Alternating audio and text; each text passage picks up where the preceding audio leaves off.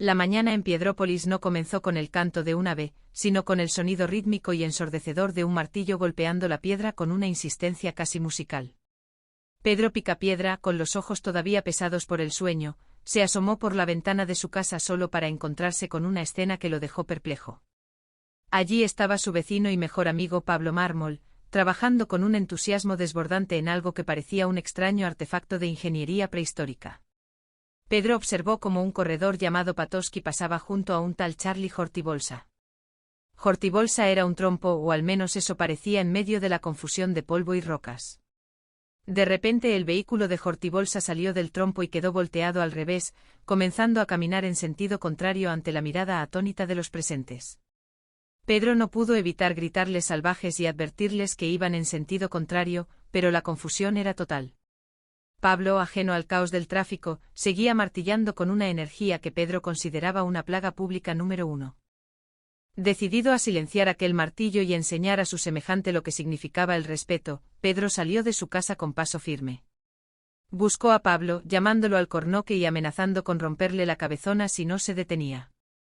Cuando finalmente lo encontró, Pablo lo saludó con su habitual inocencia, preguntándole qué estaba haciendo.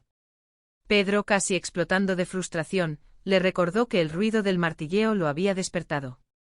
Pablo, con una decencia desarmante, aceptó dejar de martillar al instante, pero en ese momento ocurrió un pequeño percance técnico y el vehículo en el que trabajaba sufrió un desperfecto que dejó a Pablo atrapado.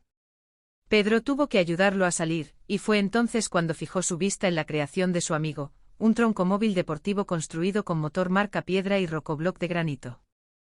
Pablo explicó con orgullo que el vehículo tenía 6 litros.12 y desarrollaba 50 dinosaurios de potencia a 10.000 revoluciones por minuto. Pedro, confundido, preguntó si eso era algún partido político, a lo que Pablo aclaró que se trataba de dinosaurios de potencia. El artefacto contaba con 6 guijarros con válvulas a la cabeza, 2 sistemas de inyectores de ágata y una caja de velocidades de 7 cambios de mármol. Aunque al principio Pedro se mostró escéptico, llamando al vehículo un telar viejo, la idea de tener 250 dinosaurios trabajando bajo la cubierta comenzó a resultarle fascinante. Pablo, en un gesto de generosidad, le ofreció probar el cacharro. Pedro subió, se ajustó el cinturón de seguridad y, tras quitar el freno y soltar el cambio, experimentó lo que era volar. Sin embargo, la velocidad era excesiva y peligrosa para un vecindario con niños y peatones. Pedro, tras recuperar el aliento y aplicar el freno con desesperación, reprendió a Pablo, calificando al artefacto como un arma sin control y una amenaza para la sociedad, ordenándole que lo guardara en la cochera para siempre. Mientras tanto, en el interior de la casa, Vilma y Betty conversaban sobre el futuro de sus hijos, Pebbles y Bam Bam.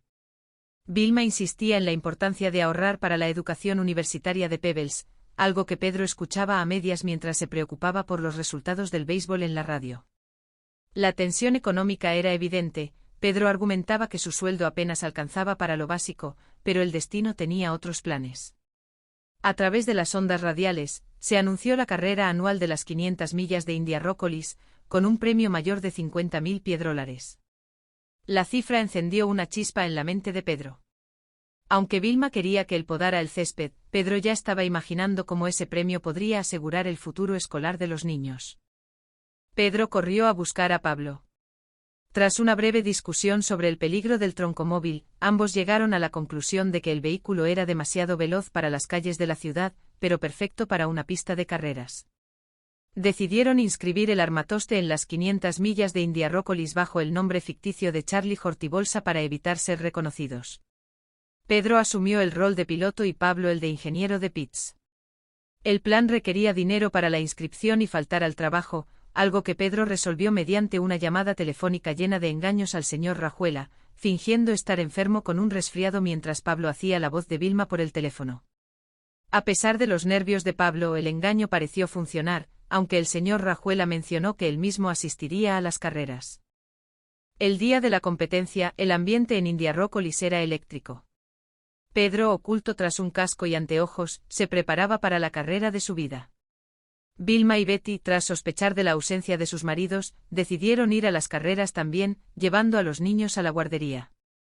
En la pista, Pedro demostró una habilidad salvaje y poco ortodoxa, piloteando de una manera que recordaba a su forma de conducir por el viaducto al regresar del trabajo. Durante la prueba de tiempo el troncomóvil realizó maniobras imposibles, incluso corriendo por los muros y dando volteretas en el aire, lo que le valió una marca de calificación impresionante de 1 minuto y 5 segundos. La carrera comenzó y la competencia fue feroz. Pedro, bajo el seudónimo de Charlie Hortibolsa, luchó contra pilotos experimentados como Robert Spree y Ken Smota. En un momento de la carrera, Pedro quedó en sentido contrario tras un trompo, pero decidió continuar en reversa, aprovechando la potencia del motor trasero para rebasar a sus competidores. La audacia de Pedro dejó al público y a los narradores sin palabras. Sin embargo, el esfuerzo extremo empezó a pasar factura al vehículo, las ruedas de piedra se desgastaban rápidamente, haciéndose cada vez más pequeñas y perdiendo velocidad. Vilma y Betty desde las gradas reconocieron finalmente a sus esposos y pasaron del enojo a la preocupación y luego al apoyo incondicional. En la vuelta final, el troncomóvil de Pedro estaba prácticamente sin ruedas, deslizándose sobre los ejes. Con un último esfuerzo de voluntad y aprovechando el impulso, Pedro cruzó la meta en primer lugar. La alegría fue inmensa, pero duró poco. Los jueces descalificaron a Charlie Hortibolsa porque el vehículo no terminó con su propia fuerza mecánica debido al estado de las ruedas. El premio de los 50.000 piedrólares se esfumó. Para colmo de males, el señor Rajuela apareció en los pits, habiendo descubierto el engaño de Pedro. Justo cuando parecía que Pedro perdería su empleo y sus sueños, un productor de televisión ofreció a los amigos 5.000 piedrólares por realizar un comercial de las ruedas Pedernolini. Pedro y Pablo aceptaron encantados.